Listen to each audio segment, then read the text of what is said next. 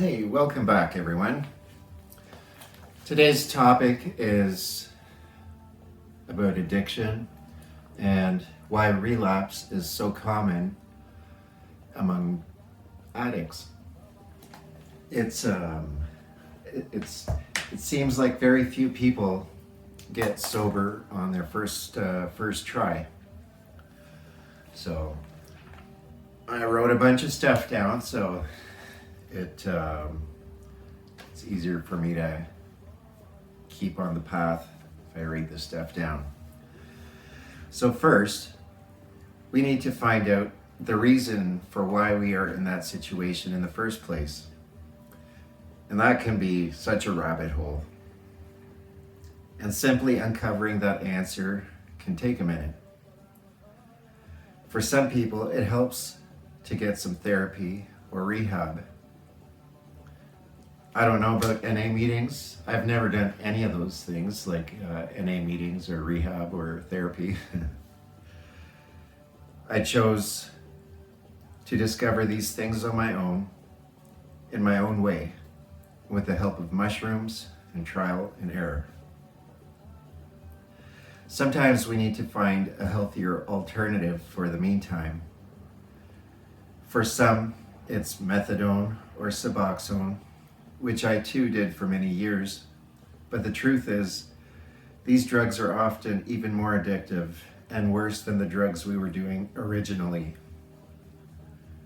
But they can help people. I did get benefits out of it.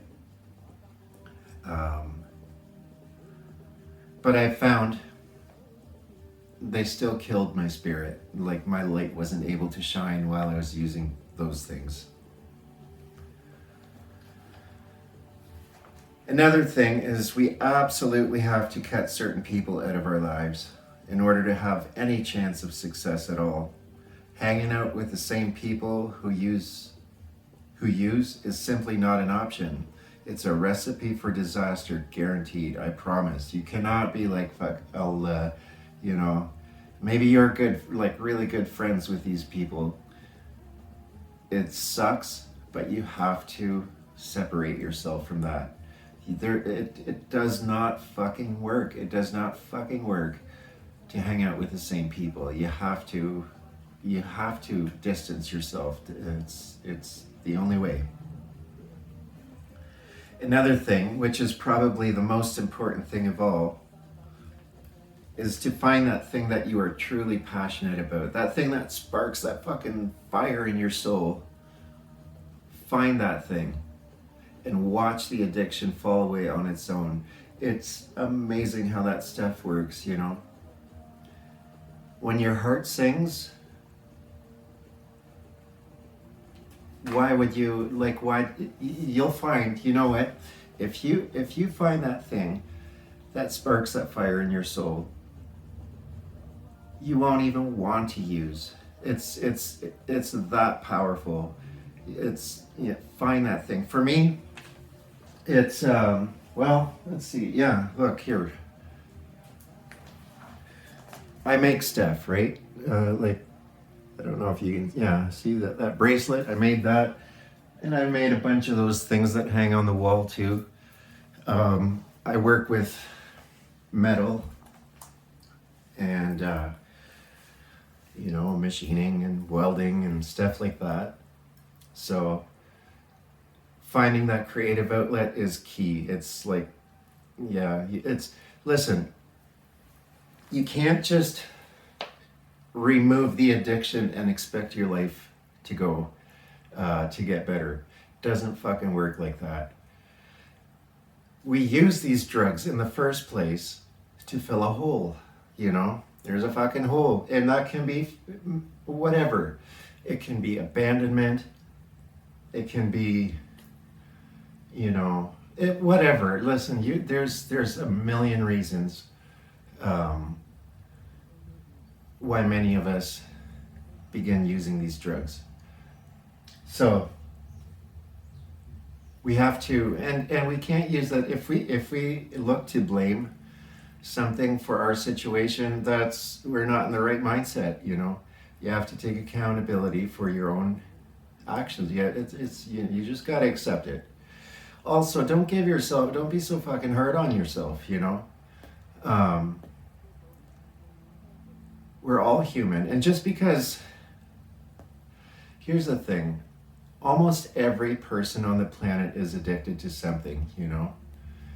Um, just because people aren't using real narcotics like heroin or meth or fucking whatever, doesn't mean that they're good. You know, which is a very common addiction is sugar, which is actually much, much fucking worse for you than good clean heroin or good coke, you know, like it's, there's not much worse for you than meth. There are some things, but yeah, meth, there's no fucking, you know, whatever, fuck meth, you know. Gosh, that's such a fucking shitty drug. Anyways, I'm kind of getting off track here. Let's see. Yeah, find that thing that you're passionate about. I love creating these things, you know, just like, and it's a sense of accomplishment. Yeah, watch the addiction fall away on its own. Another thing is develop some real coping skills before sobering up. You know what? Most of these things, this is like things you got to do before you even remove the drugs. Yes, that's what I was trying to say. So you remove the drug, that hole is gonna be there again. Something has to go into that hole, you know. I'm thinking of some dirty jokes, but we'll leave that for another video maybe. Anyways, something's got to go in that hole. So you have to find some real coping strategies. One of my favorite ones is breath work. And that is, you know what, this is how simple it is. You just take some deep breaths, and you can do it for like 1 minute, or you can go for an hour. If you go for a whole hour, you are gonna be buzzing like a motherfucker. You don't even need an hour. I can get so fucking high with just like 3 to 5 minutes of breathing. And it's just like,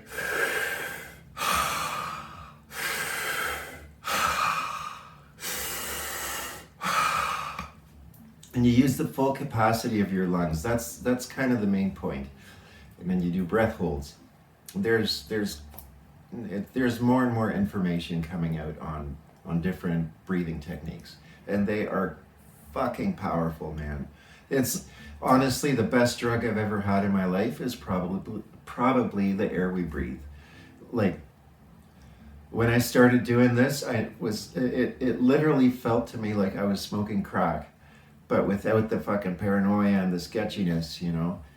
And then when the buzz wears off, you just feel good. You feel fucking clear. It's amazing. So find some coping skills. Something that comes easy too, you know what I mean? You're already gonna have a hard enough time when it comes time to stop using. So you don't have to like torture yourself through this, you know. So first off, you put some good tools into your tool bag so that when the time comes and you are ready to let this thing go, the transition is going to go so much smoother. Yeah, if we don't have something in place, relapse is a guarantee. Like you're gonna cycle through it and you'll learn something. If you're paying attention, you'll learn something with each one. I don't know how many times I've relapsed, you know. I'm feeling good about this one though. No promises, but yeah, it's this last time I already had some really good coping skills in my tool bag. So this time I'm actually using those tools, and my gosh, it's just so fucking awesome. So yeah, the breath is like, God, it's so like until you try it, you won't even understand what I'm talking about, how powerful the breath is. It's literally God, you know. It's fucking God, man. It's like it's it's so awesome. My words can never do it justice, you know. It's that powerful. Look into it. I promise you, you'll be happy you did. Living sober takes practice, and I'm still learning how to live sober. I'm not 100% sober. I'm what they would call probably California sober. And what I mean by that is I smoke weed. I smoke a lot of tobacco. I love my tobacco. Gosh, I love tobacco. It's so amazing. But I do abuse the tobacco a little bit. Um, but anyways, and other things like psychedelics. But that's the other thing. Society has painted all drugs with one brush, basically, right? Like it's all use the same brush. It covers, it blankets the whole fucking drug, all the drugs. That's not how it works. We have to remember on this planet, in this dimension, there's the polar opposites, right? So on one side you have dark, one side you have light, and that goes with everything, you know. We have good drugs and we have bad drugs. So, you know, maybe if you like drugs that much, then maybe like do some research on the good stuff, you know. And you know what? It's not like with the good drugs you're gonna be getting hooked on that and then just you can, but if that's what you're doing, then you're still not coming at it from the right place, you know. So keep trying, keep at it. But yeah, so when it comes to like psychedelics, like mushrooms, I don't have a lot of LSD experience, but I've had the ayahuasca, and mushrooms, that's my go-to. I also smoke DMT the odd time. So like those are some things that are helpful to some people. For some people, it's like going to church and, you know, doing stuff like that, which, hey, if it works for you, fucking good for you. It's, you will not find me in church very often. Anyways, living sober takes practice. And, and also, what is your reason to get clean? Is it your choice? Are you doing it for you? You have to be selfish in this respect. Doing it for somebody else, it's not going to work. You know, it might, you know, the odd person might get lucky, but if you're not doing it for you, for your own benefit, you're not coming at it from the right place. It has to be for your own benefit. You have to do it for yourself.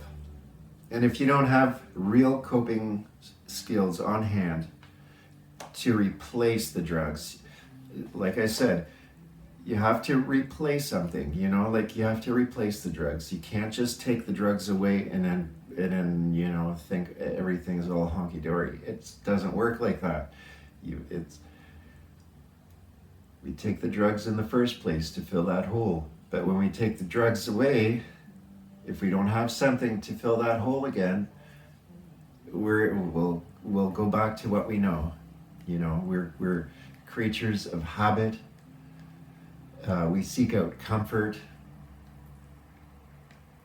All these, like it's you know, we have to get a little uncomfortable sometimes.